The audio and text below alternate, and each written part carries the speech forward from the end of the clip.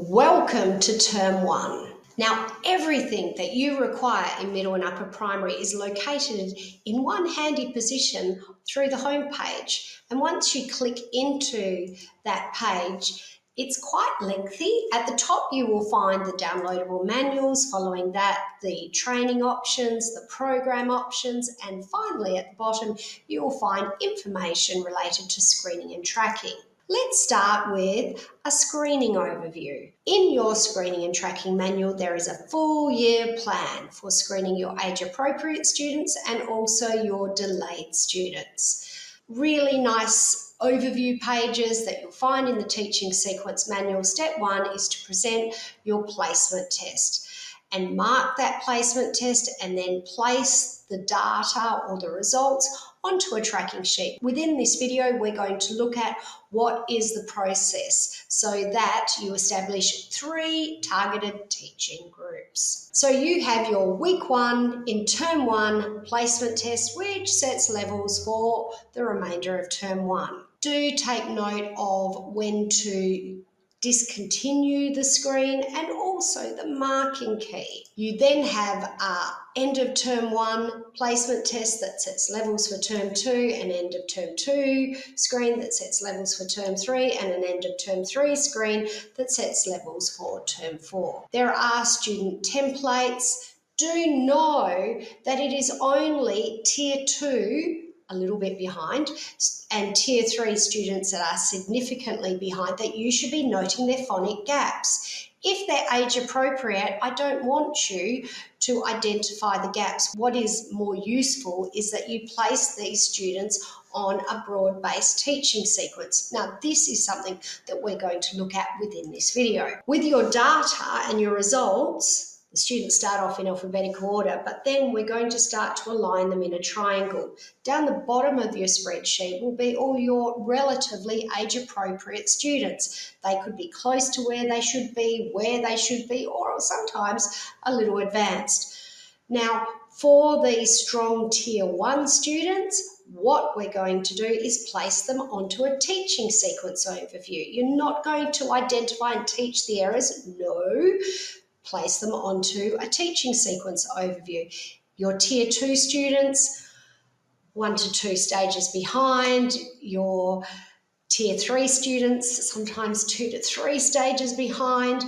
Yes, you are going to identify and create your own targeted teaching plan for those students. The tracking sheets. So step 1, present your screen and mark the screen, paying particular attention to these areas within your teaching sequence, paying particular attention to the percentage converter, and then step 2, highlighting what do you intend to teach, looking at the full range of the numbers, not just going for the first time students dip under 85, but looking at the full range of numbers to make a decision. Where do you think targeted teaching efforts should be focused upon? The next step is to move those students. They start off in alphabetical order. The screening looks all patchy.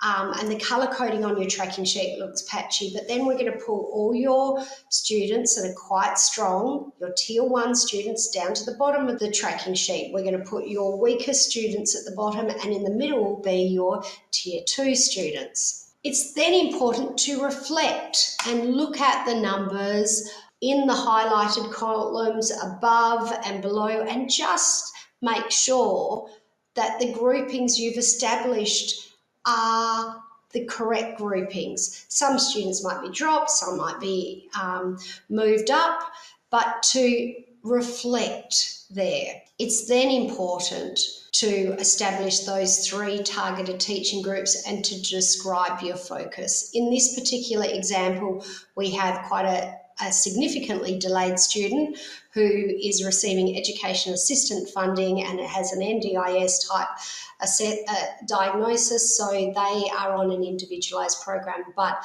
the teacher is running these 3 targeted teaching groups. Red flags inside your manuals. Okay, red flag 1. I've entered the data and I'm finished. No, you're not finished, because all you have achieved is you've done your placement test and you put your testing onto a spreadsheet. You're halfway. Where are steps 4, 5, and 6? There is no targeted teaching plan there. Red flag number 2, finished with all that patchy highlighting. No, you're closer to finishing, but in fact, there's again no targeted teaching plan. These top students need to be moved to the bottom of the spreadsheet. The weak students are moved to the top. You should be establishing rectangles so that you can analyse and look at those levels. Finished, here we go. No, because PLD says 3 targeted teaching groups, 1, 2, 3, 4, 5. This teacher says, is communicating, I've got 5 groups. No, that's not possible. Reflect on that. And a number of those groups, we're going to have to widen the focus so that it's a combination target 2, target 3, and a stage 2, stage 3, and a straight target 4, so that there are only 3 targeted teaching groups. Your teaching sequence manuals are ideal and designed not for the whole class, but for your Tier 1 students, so that at least one group is easy to plan week by week, what to teach, what are the lists, and what are the phonic dictation passages. For your Tier 1 students, you have 2 options. You can teach by year level, Year 3, Term 1, Year 3, Term 2, Year 3, Term 3, or the other option is this is the first term of a Stage 4 program, a second term, a third term. So you can either categorise and use these teaching sequence by actual year and term levels or by where the students are located within a stage. Remember, Tier 1 on that teaching sequence, Tier 2 and Tier 3, you're creating a plan for them. Please, for Tier 1, do not just teach the 16 placement test errors, or else you will be moving your strong students through those stages too quickly. Stages 1, 2, and 3 have 4 school terms of coverage. Stages 4, 5, and 6 have 5 school terms to cover the content in that teaching sequence outline. So is it important to identify the type of errors? Yes, if they're Tier 2 and Tier 3, if they're delayed, and we're aiming to catch them up by a shorter, smaller focus in all of those stages. If they're where they're strong or where they should be, no, because you're going to slow down and teach broadly. Remember, there's support available through the PLD site.